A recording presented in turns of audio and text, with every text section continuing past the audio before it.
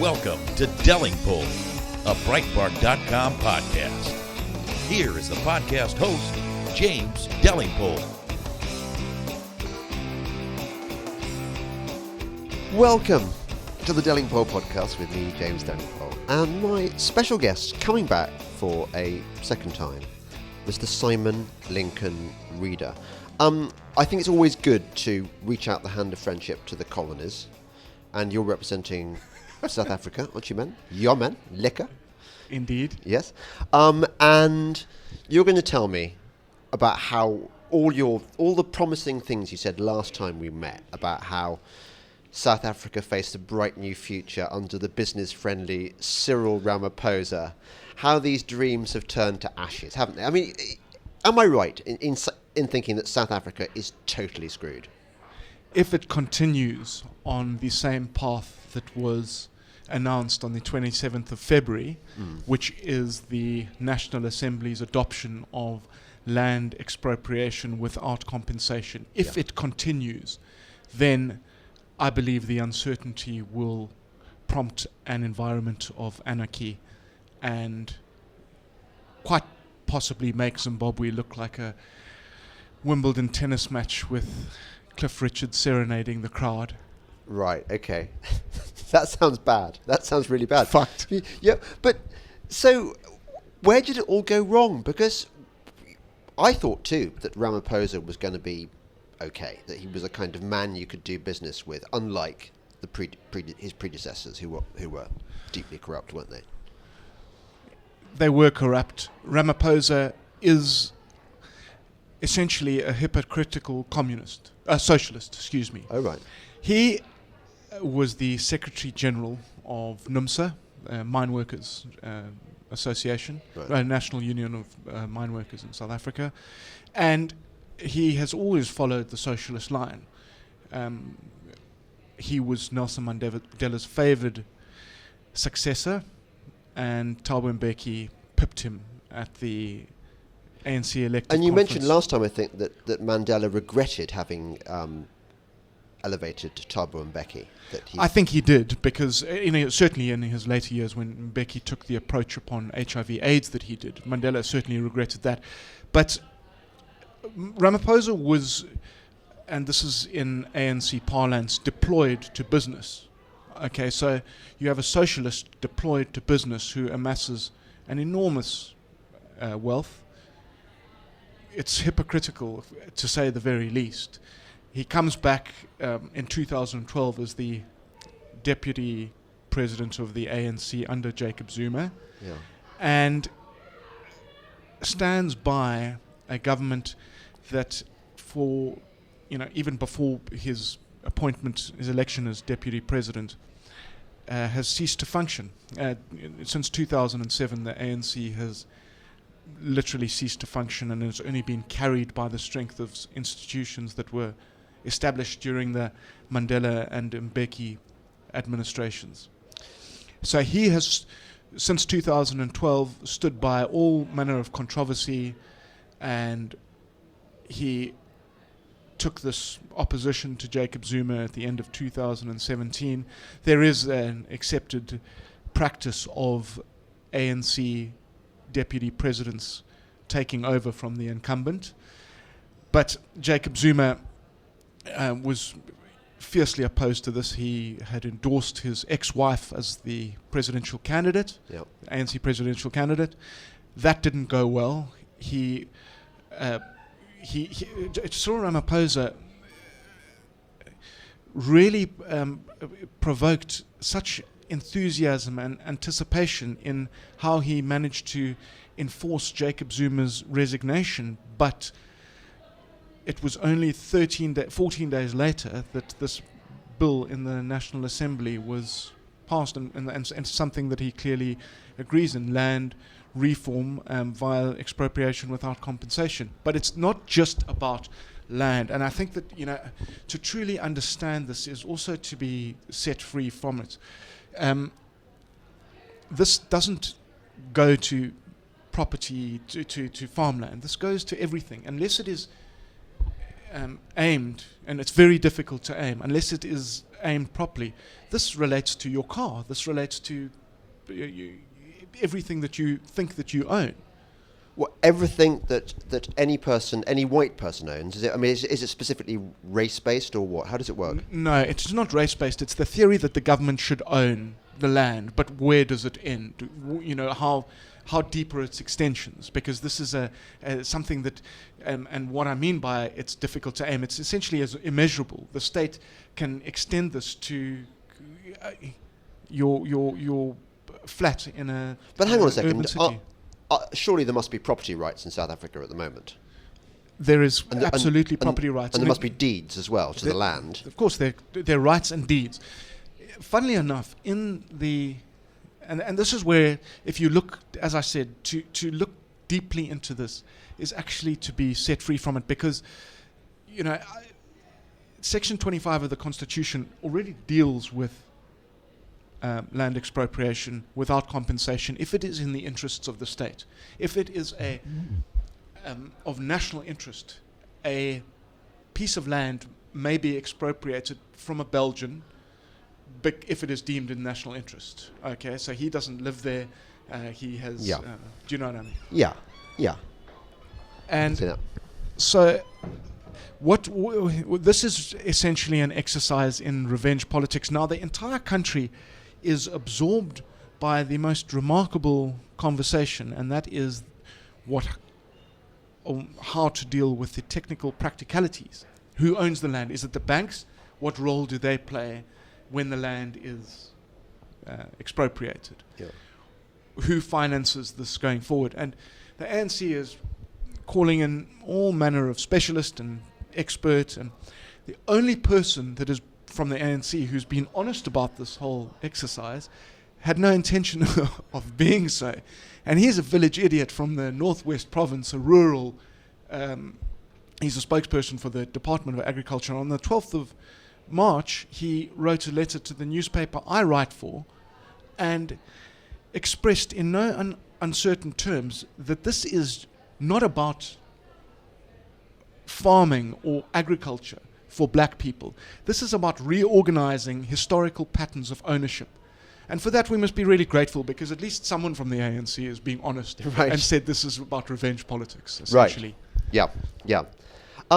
How are sort of businessmen surviving all this? I mean, what's everyone thinking in South Africa right now? Well, I think they're torn between the executive competence of Cyril Ramaphosa, and he does have a great deal of executive competence. He is well respected, certainly in Europe and America, and he's an extremely charming, capable man. Right. Ideology aside, or sort of murky ideology aside. But then again, countering that is this bizarre motion that suddenly your land is threatened. Now, I must say, to be fair, they have exercised damage control. Everyone who was involved in the passing of that motion, those who raised it and those who supported it, the economic freedom fighters, who is Julius Malema, who's the young chap who... No, they're really bad, aren't they, Julius Malema? He's a populist. Is it one settler, one bullet? Is that their phrase? Well, a court ruled against him, and that was hate speech. He is a great he's a great supporter of that, but he's just an opportunistic populist, really. Okay. And I think that we the real danger in South Africa are the people that snuck in under Jacob Zuma's coattails, those you don't really know about. They did the most damage. Julius Malema speaks very loudly. He's very charismatic, and he's actually, to be totally honest, he's not actually such a bad guy. He's a sort of pantomime villain. Yeah, he's a pantomime villain. So who are the baddies then? Are we talking about the Guptas, or are they gone now? They've gone. They've gapped it to Dubai. Have they? So they're over. So that problem's gone away. The Guptas were the incredibly corrupt Indian immigrants, brothers.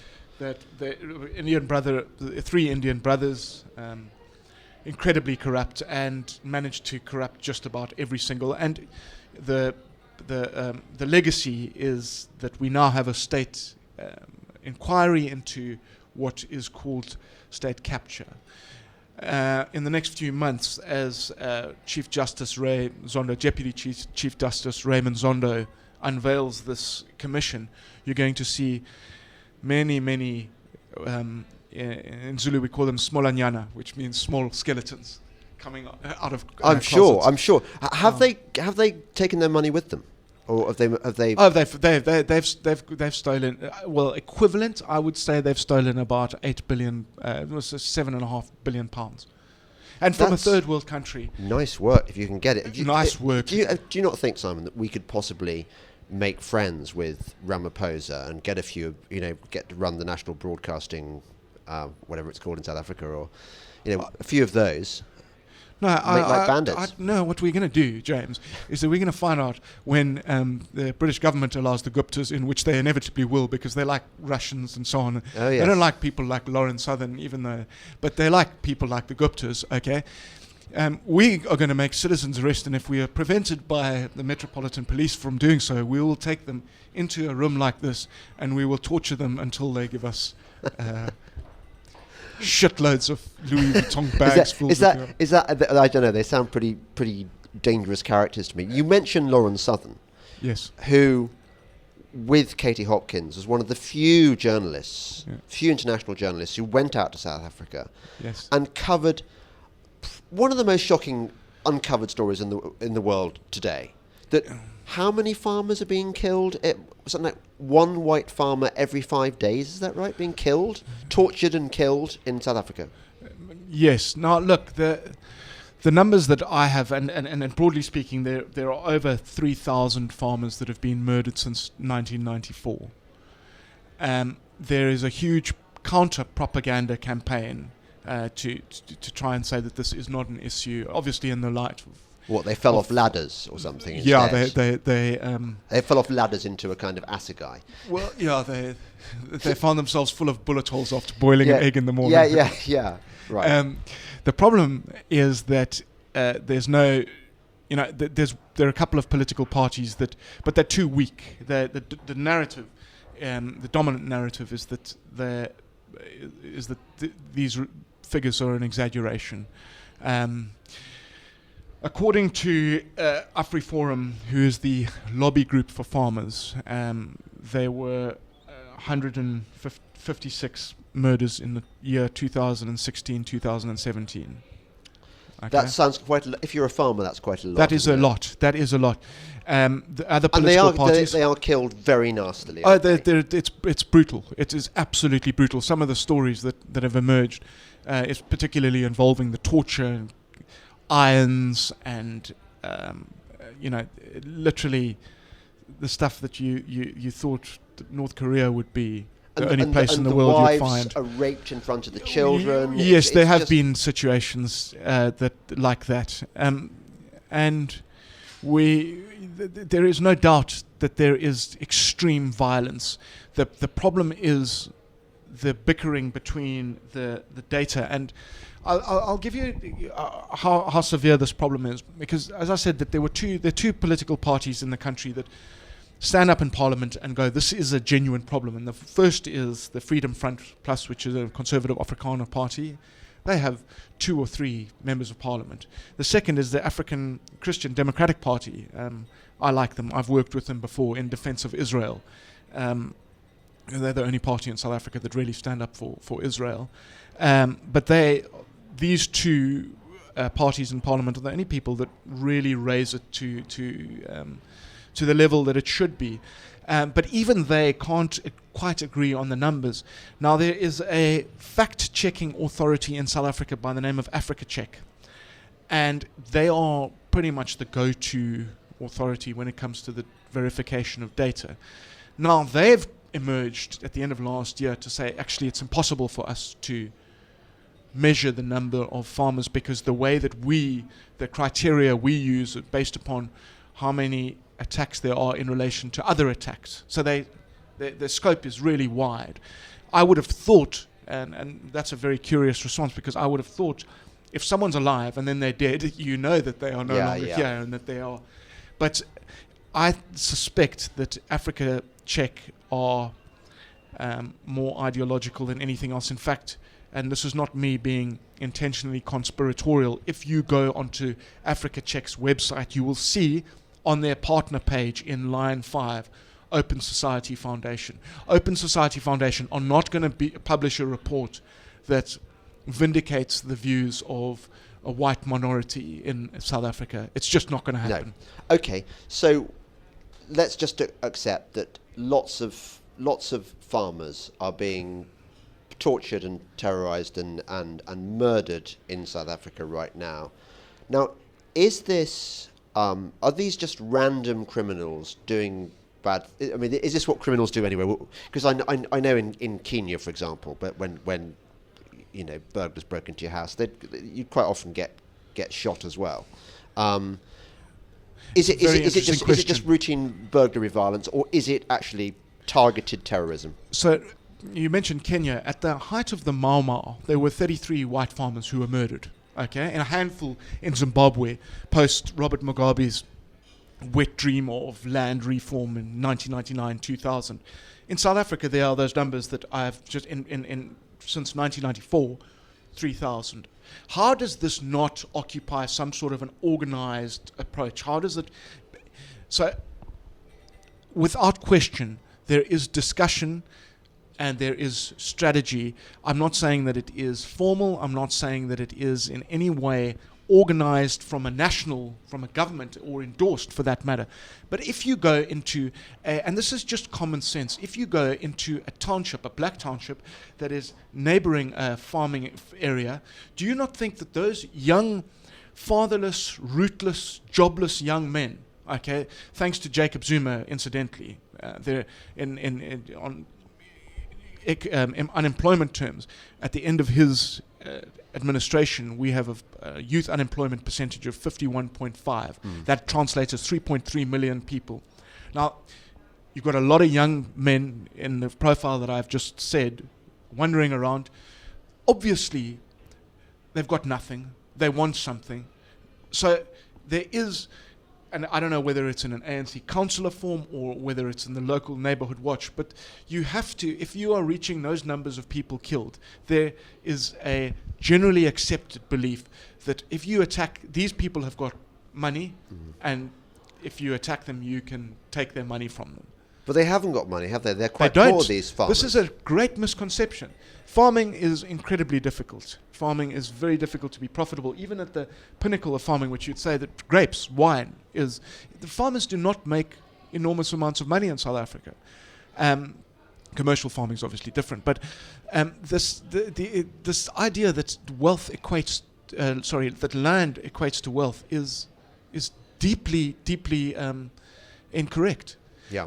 But it is so you are hearing, and I go back to it. You've got these young guys sitting around. They're dangerous. They don't have any purpose. They hear stories. They start speaking amongst each other. As far as I'm concerned, that qualifies as organization. Yeah. And there is very, as far as I see and know, very little attempt to try and persuade them otherwise, to try and misdirect or... Yeah. So, because I think that there's a kind of Overton window of acceptable behaviour in any given culture at any given time. And it seems to me that the Overton window has shifted, not just in South Africa, but globally, towards an increasing acceptance of hatred against white people. It's somehow acceptable. And Black Lives Matter has weaponized this to a degree. Indeed, they have. But the fact that you've got these brutal murders taking place in South Africa right now, and the fact that the global media is not scrutinizing this, suggests to me that we have a major cultural problem where even sort of ordinary liberal white people seem to have come round to the view that, yeah, we kind of have it coming to us because we're white and historical injustice, and so maybe we shouldn't be covering these stories big time because actually there are more important things like... Or they deserve it. Or they deserve it. That's the narrative in the campuses across London, without question. The results of years of your philosophy professors with their anti-white bias is, and as you said, one of the fruits of that is Black Lives Matter. You go into any Black Lives Matter march and you'll see a number of white children from middle-class backgrounds participating. I think what the most important thing to in summary of that is that not only is it very dangerous from a physical perspective for a farmer to exist under these conditions, but the mood of the world is not in their favor either. No. And it's very difficult to justify their right to be alive, which is crazy. It's a mad idea, but that's genuinely how they're feeling. Yeah. You're listening to the Delingpole podcast with me, James Delingpole, and my very special guest from the colonies, one of the colonies. What is it? Orange Free State? Which one are you from? I'm from the... Transvaal. Jeez, this is the... You don't even know your own country, Transvaal. Born in Transvaal. So you're a Boer? Probably. Yeah, okay. So Simon Lincoln Reader, the Boer. More in a moment. Breitbart News Tonight with Joel Pollack and Rebecca Mansour. The real thing that the left is angry about is they're like, how could you allow these Russian memes? Somebody saw a meme and then they decided they had to vote for Trump. Or it must have been fake news. And by fake news, they mean conservative websites. Come on. But this is what the left thinks. Fake news. And by fake news, what they mean is shut down Breitbart. Breitbart News Tonight. Weeknights starting at 9 p.m. East on Sirius XM Patriot 125. This is Delingpole, a Breitbart.com podcast.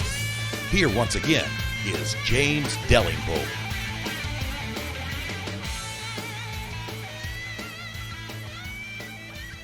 Welcome back to the Delingpole podcast with me, James Delingpole, and my very special guest, Simon Lincoln Reader. So we were talking about the big uncovered story in the world right now, the white farmers being tortured and murdered, and no one's covering it apart from those outrageous racists, Katie Hopkins and Lauren Southern. I mean, I have yet to have the pleasure of meeting Lauren Southern, and I intend to do so on a podcast, although of course I can't do it. She can't now because she can't come back to the United Kingdom. I can't do it in this country. I have to go to where? Canada, I suppose, to Bieberville, which is a mixed blessing of a prospect. So, but Lauren Southern, I've seen her videos. She's blonde, which is always a good thing. She's feisty, she's funny, she's likable. She's articulate. She's brave. Sure. And she goes to these sort of rallies and things, these left-wing rallies, and just sort of trolls them, doesn't she, in a way? But I've never noticed her do anything which is, in any sense, racist or worthy of, let alone worthy of, deportation. I mean, how can that be? How can the British authorities have deported? I would love to know. I would love to know, because one of the people who Lauren interviewed is a curious young lady by the name of Zwanele Lwana. Zwanele Lwana was the figure of authority from the Black First, Land First movement, who have replaced Julius Malema with the hate speech rhetoric.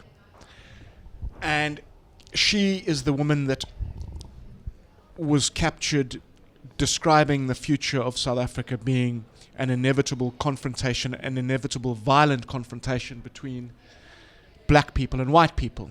But what our dear listener perhaps doesn't know is that Zwanele Lwana might be in a lot of trouble, because the BLF, her organization, is a bona fide, documented Gupta militia. The Gupta family have been paying their bills, and they started off doing so as a means to distract attention from themselves and to support Jacob Zuma.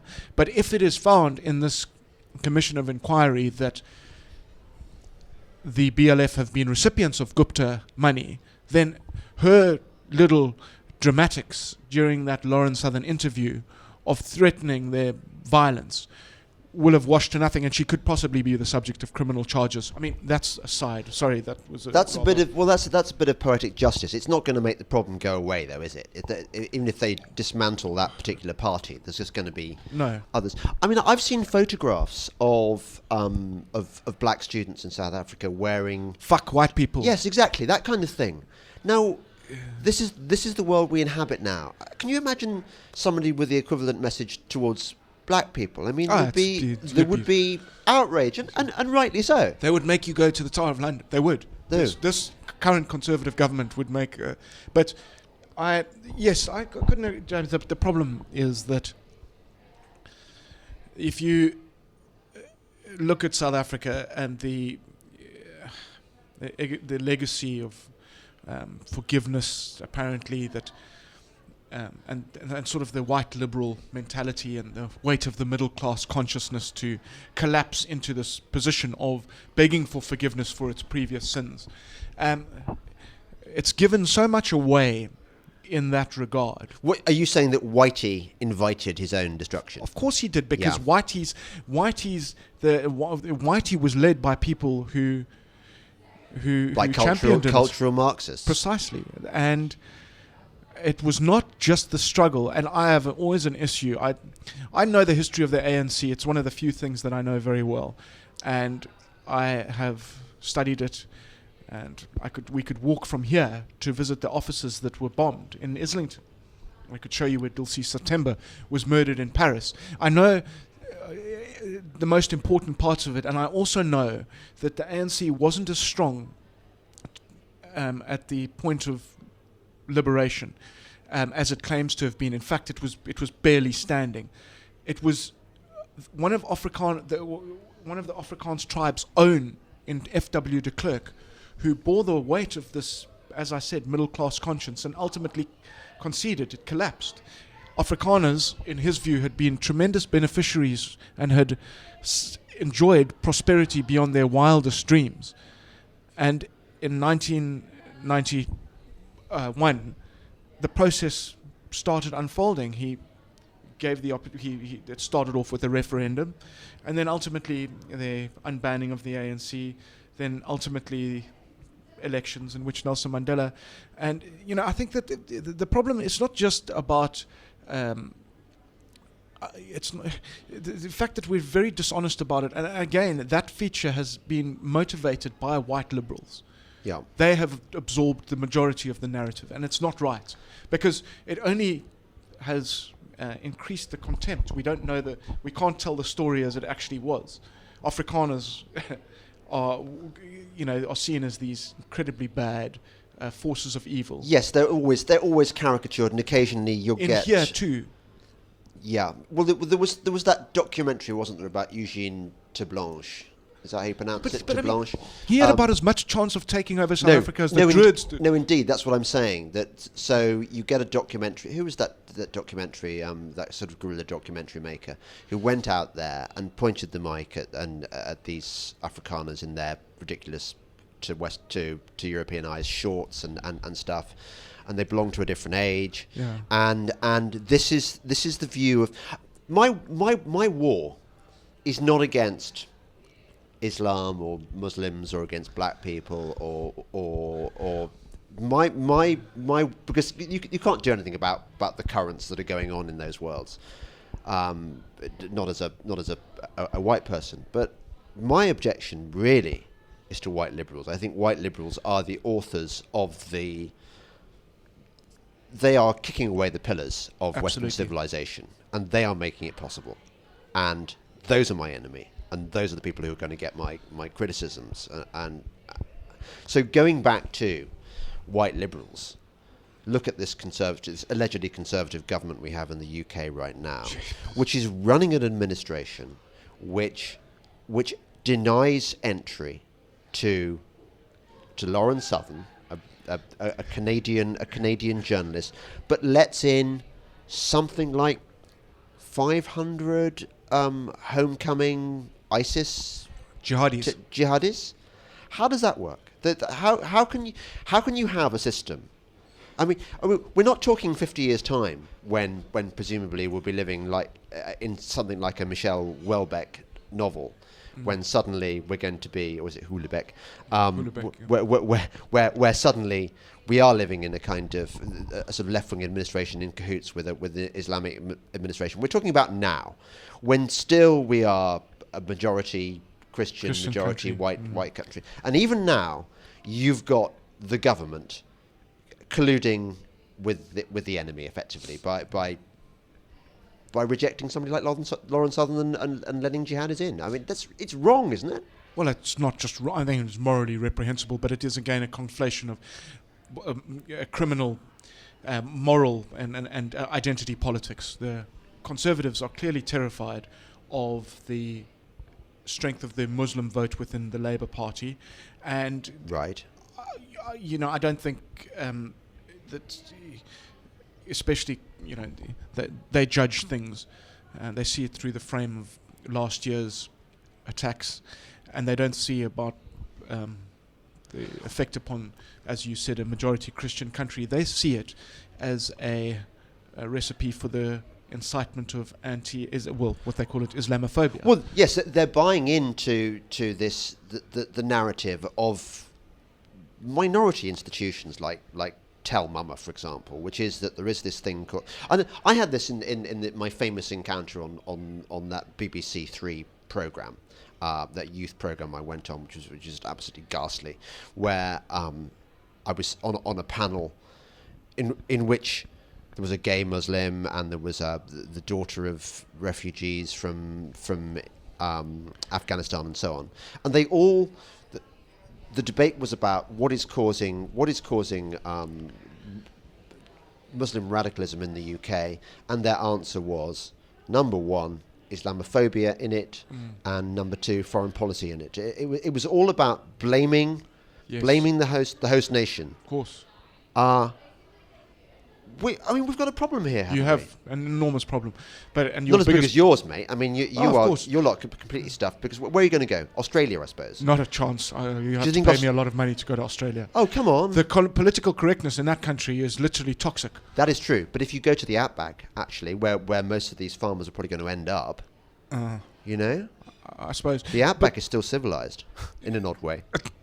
But getting back to saying that you do have a problem here. You looked up from the rest of the world. They saw this Christian value, and I'll tell you. It's interesting that you mentioned that. There was something that I wanted to tell you about. Is that I didn't know what this obsession with white privilege was, or the concept of privilege. I didn't understand it because I didn't grow up in a wealthy environment, and there was always a struggle, and it did not matter. Were you in the ANC?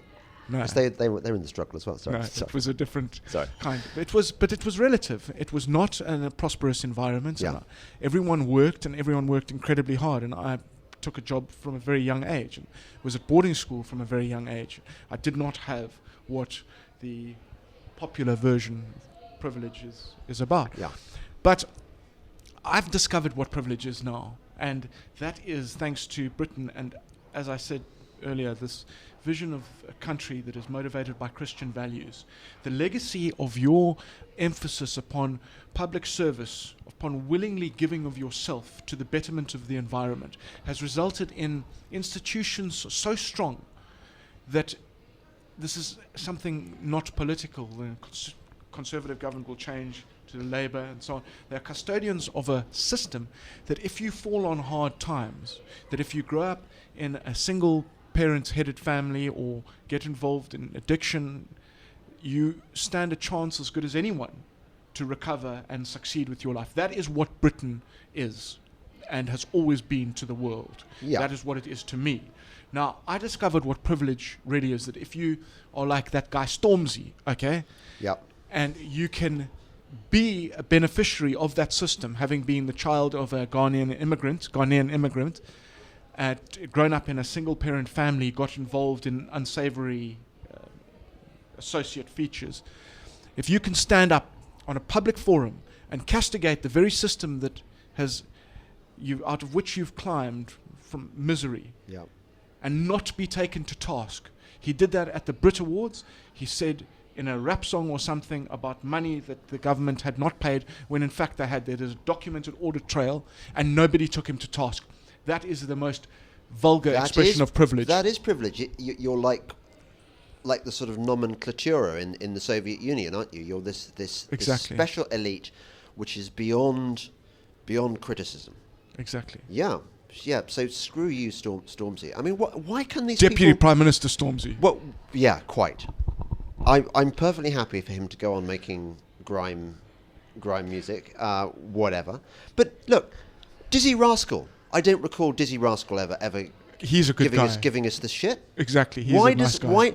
Why does Stormzy get a free pass to? Because of his close association with Jeremy Corbyn. Yeah, exactly. Jeremy Corbyn. Yeah. Yeah, exactly. There are a few others, aren't there? Like in that vein, who. I mean, it's I speak African languages, and I've got many friends in South Africa who follow what happens in Britain in music and so on, but none of them have heard of Stormzy. So there you go, Stormzy. You've got a fan club of exactly zero in South Africa. Yes, but it's not just Stormzy, is it? Jay-Z. I know. I think Jay-Z talks about white privilege and how much is Jay-Z worth. I mean, this is the problem. If you inhabit a culture where it is possible for a black man to become this gazillionaire, and be applauded for his culture and his skin color and stuff, I don't see that as being a race under threat. I don't see that there's a kind of race problem. Did you see that interview with David Letterman? Jay-Z was allowed to speak, to say that no, we must talk about white privilege, because the person sitting opposite him, David Letterman, didn't challenge him and was actually sort of enabling the situation. It was a bullshit argument of absolutely no merit or substance. But going back, that's what white liberals do. They're enablers. Yeah. That's it. I mean, there's a classic example. Yeah. Oh, our foods arrived. Okay, you're listening to the Delingpole podcast with me, James Delingpole, and my very special guest, Simon Lincoln Reader. Breitbart News Daily with Alex Marlow. Censorship is a key issue here, particularly for people on the right. Do you think it was addressed adequately? Definitely not. It was useful to name check Diamond and Silk. It was useful to check even politicians who had campaign ads that were shut down. But in every case, Zuckerberg was allowed to essentially dismiss the case and move on. Breitbart News Daily, weekdays at 6 a.m. Eastern on SiriusXM Patriot 125. This is Delingpole, a Breitbart.com podcast. Here once again is James Delingpole. Welcome back to the Delingpole podcast with me, James Delingpole, and my very special guest, Simon Lincoln Reader. And we've decided, because the first two sections were so bloody depressing, we're going to wax lyrical about one of our mutual favourite topics, which is the bush, safari, animals, and all those kind of things. Because I've mentioned to you before, Simon, that my dream, and I hope that you can help me make it come true one day. I want to own a safari lodge. I mean, has there not got to be a decent market in the future for that kind of thing? I mean, it's not going to go away, is it? It certainly won't go away. It certainly won't go away, and it is something that many other people have done and done very successfully.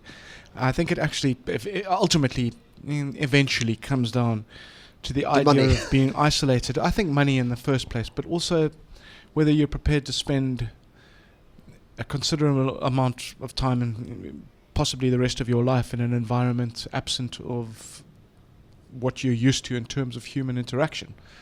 Well, I'm not saying I'm going to be there all the time. I'm just going to go there for sort of, Okay, month well, here, month then there. that's the way to do it. You buy it, build it, and get someone else to manage it, and then... And it's not going to be in South Africa because that you mustn't have it there. Is over. It's not going to be in Zimbabwe because it's too politically unstable. Namibia I like, but it's quite closed, isn't it? It's a smaller region where to have that. And yeah, I've been to Skeleton Coast, and I've been to a fantastic resort on the Angolan border, which was just in Etosha. Is that on the? It was no. I've been to Etosha as well, but no, it's much more remote than that. You can only get there by light aircraft. But I'm thinking Botswana has got to be the place, isn't it? The Okavango. Absolutely. But are there enough places left in the Okavango to? They're always coming up, and there are a lot. Yes, absolutely. I've been to some of the most spectacularly. I think the simplicity of it is key. And it is in an environment where you actually don't need to go the turbo luxury route like the South African. You've got this extraordinary river, and then you've got the land attached to it. It is almost sensory overload for anyone visiting. You've got these two contrasting but also, funnily enough, complementing experiences. Which are via the Makoro in the river. Yeah. And then on land to the traditional. I haven't been to the Okavango because it's so jolly expensive, but you paddle through the reeds, don't you? Yes. And you see wildlife really up close. Yeah. And occasionally you get a crocodile which takes one of the guys poling your boat along, takes him off the back, and you get some frightened tourists. Have you heard this story? Yeah, there are lots like that. I mean, when I worked as a game ranger, the stories that were coming down, there were people being bitten by black mambas, and them finding a corpse with the anti-venom kit open, as though the victim was just about to. Apocryphal, so like the hitchhiker who leaves the bag with the axe in it and that kind of thing. We never knew, but hippos are a big problem there. In fact, there was a former beauty queen. I don't know if it was in Botswana. It must have been. It was either in Botswana or Zimbabwe. I can't remember her name, but she lost a foot. She was leaning out of a Makoro and to a hippo. And also there was a dude who used to work in Zimbabwe, and this is something I can't remember the year that it happened, but he was half swallowed by a hippo. No, it was in the Guardian. There was a guy. Sorry to invoke the Guardian, but sure. but sometimes it does still have some good journalism, and it was a "this happened to me" story about this man at Vic Falls, who had been taking out this kayaking expedition with some of his clients, and one of his guides got attacked by a hippo and killed, and then the next thing this guy knew, he too was taken by this bull hippo. And he was halfway down. The next thing he knew, he smelled this foul smell, and his legs were in dry. They were in the air, and his other half was down inside this hippo, being swallowed. And he got so badly mauled that they thought he was going to lose his legs, but he only lost an arm. Worth looking up in the Guardian. It's about. I remember the story. I think his name was David or something Temple. Yeah, but that was one. I mean, hippos are. You'll never hear of how it's the poor Africans that are carrying water buckets on top of their heads coming back from the river toward the village. They're sort of getting in the way of the hippo, and it's apparently the big mistake is if you walk across a hippo run. Yes. And they just come down you like an express train, and they just squash you. Yeah. Do you think that they're more of a danger than crocs, though? Absolutely. Where I walked after I'd finished driving guests around, walking guests through the bush, and guests were resigned to their luxury condominiums on the river. I would walk back from the camp to my hut, which was 2 kilometers away, and it's quite a walk. And in December it's blazing, and in winter it's unpleasant. It's chilly. It never gets but a couple of times I walked into lion, I walked into elephant, but the real worry was because we were so close to the river was hippo. And I remember the first time that I did it, I was 18 years old, and I turned to my left. The river was on my right, and I turned to my left, and I saw the hippo staring at me from not more than 15 meters away. And I started a petition to carry a firearm, a sidearm, as opposed to a rifle. Yeah. And eventually that was granted, but it's not a, at the time I had a Leatherman. Yes. I can't imagine there are many recorded instances of people, a man armed with a Leatherman and a hippo. No. So, but would a sidearm have been any good against a hippo? Not really. No, if you've got, I got a 357 Glock, which was very strong. I mean, you can drop if you have a hippo charging and you hit in the right spot. I mean, I suppose A bit of weapons porn for our American listeners there. exactly. Yep. American special friend. Armor-piercing Yeah. rounds, but yeah. They didn't have AP rounds, so you can't have AP rounds in a. Can you? Well, you're not. No, you're toying with me now. But so hippos are the worst. I mean, what about Cape buffalo? They're the other. I was never worried about lion and hippo were my two concerns, and when you're walking with guests into a pride of lions, walking Is that on the encouraged? Walking into a pride of lions with guests? well, you would not be. You'd have your tracker with you, and if anything were to happen, our initiation, in fact, was that, and this doesn't happen anymore because we live in an environment where there are too many rules around this. But for our initiation, we were, once you've done your theoretical, you have to go into a situation where you're charged by either an elephant or a lion. And obviously 99.9% of the time nothing happens. They mock charge you and they stop maybe 10 meters away from you. So you do have to, but even at that, it's an unnerving sight. Yeah, I'd say. And that, once you've passed that, then you have your official, then you've got Get your colours. brownie badge. Yes. Yeah. A hippo wouldn't mock charge you at all. If you were going to be charged by a hippo, it would finish you. I've never spoken to anyone who's been charged by who's been in a situation where they've been close to a river and a hippo is charged and not done any damage. So they are the worst. They are the absolute worst, but they are the biggest killers of humans in Africa. So, and this goes Apart from snakes, surely. I mean, like pit vipers and stuff. Well, look, in the wild, in the bush, the hippos are the number one killers of humans. Well, so we're going to have to, when we open our game reserve, are we going to buy an existing lot? I mean, are there any new locations which haven't been developed or which can be developed, or is it all kind of done now? I'm sure I haven't had a look recently, but I think that they've. Botswana government had this drive to diversifying their reliance upon the diamond industry, and tourism was its major competitor, and so they opened up vast amounts of opportunities and properties. So I'm sure they are. I went on I probably mentioned this before. I went on an expedition to Botswana, to Gaborone, to meet the then president Festus Mogae. Yeah. And Botswana is quite unlike any other country in sub-Saharan Africa, in that it's the Switzerland, isn't it, of sub-Saharan Africa, in as much as they are a sober, hard-working, financially responsible people. Absolutely.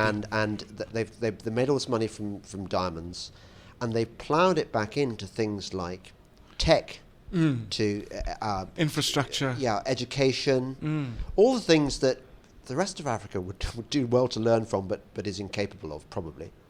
Absolutely. Look, it's interesting you mentioned that. Ian Khama stepped down. His successor, Masisi, was sworn in on the 1st of April. It's the first time in 10 years that, Ian Khama's no longer. Ian Khama was an extraordinarily successful. He was half white? Yes, his mother. They made a film about his parents. But he's a helicopter pilot, Sandhurst trained, right? And he's sober and doesn't touch alcohol, and instilled in. And if my family has a property in Botswana, my uncle has a farm.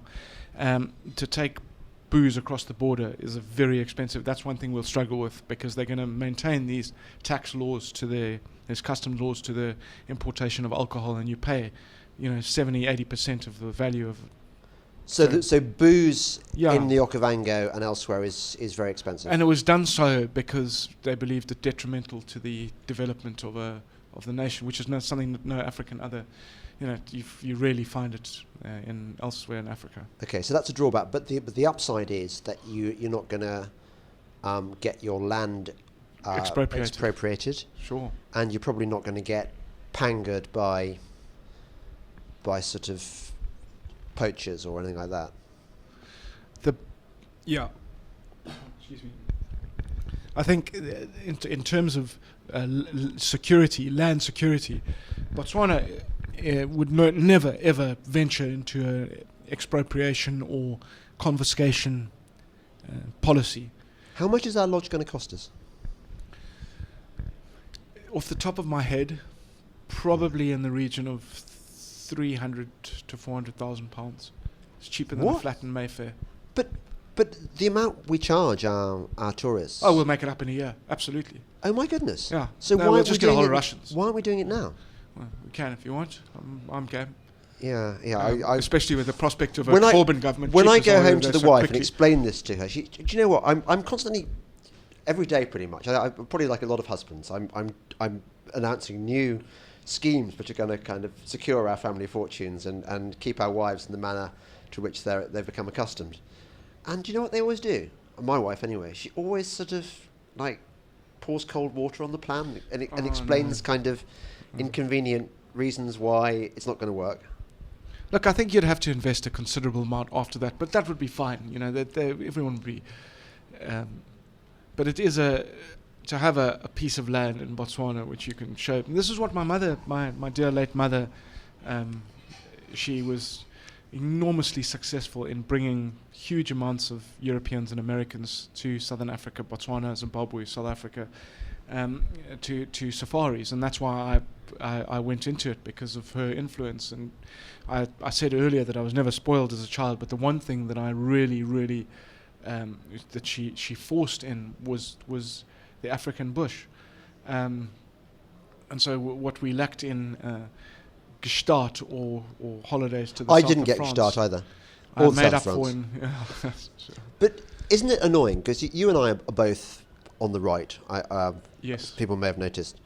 And people like us are constantly accused of being kind of these selfish thugs who don't like nature and stuff. And the things that I like more than anything in the world are to do with, apart from my family stuff, are to do with animals, wild animals. But I think that those of us who understand nature and the natural world and wildlife and stuff, we're not quite so sentimental about it as towny types.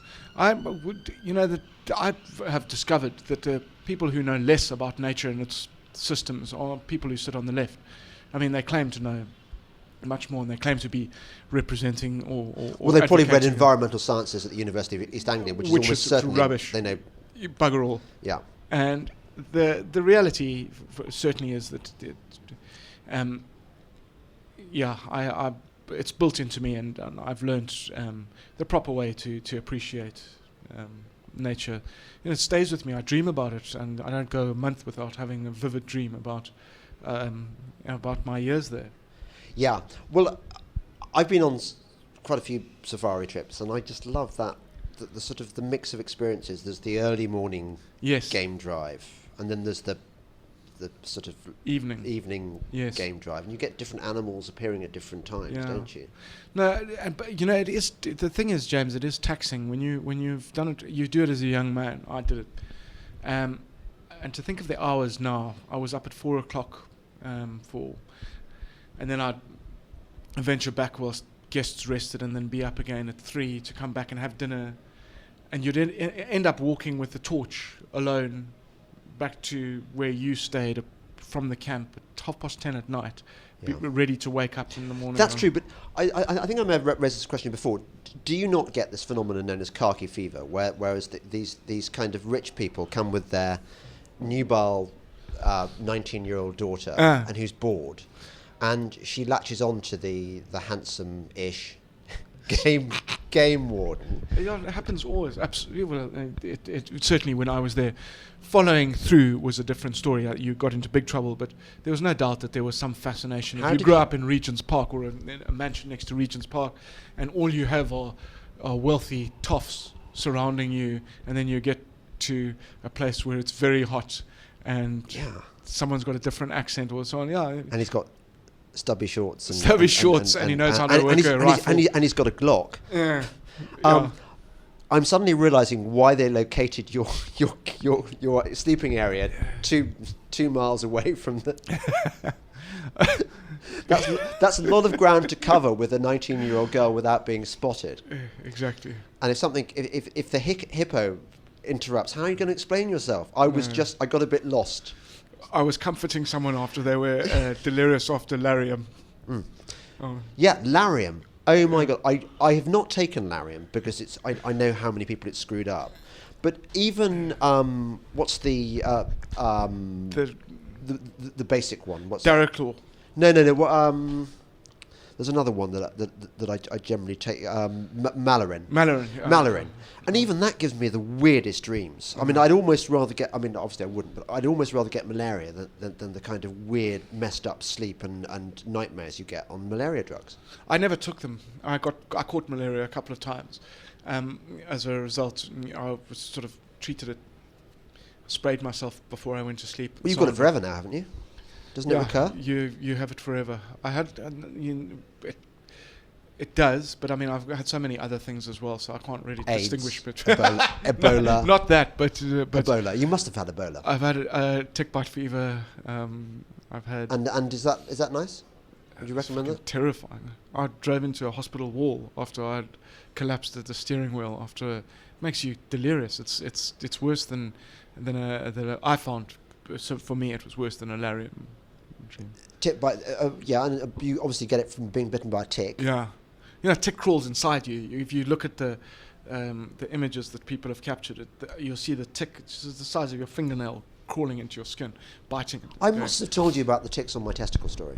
Yeah, didn't you have some lava fly that was biting you? Oh, and I had chiggers. I had chiggers, the ones that lay their eggs. They've got like an orange sac on your skin. Yes, they burrow into your feet. Yeah. And it's like a kind of a giant verruca, but filled with eggs. Yeah. So that. But I also had, when I was in the Sudan,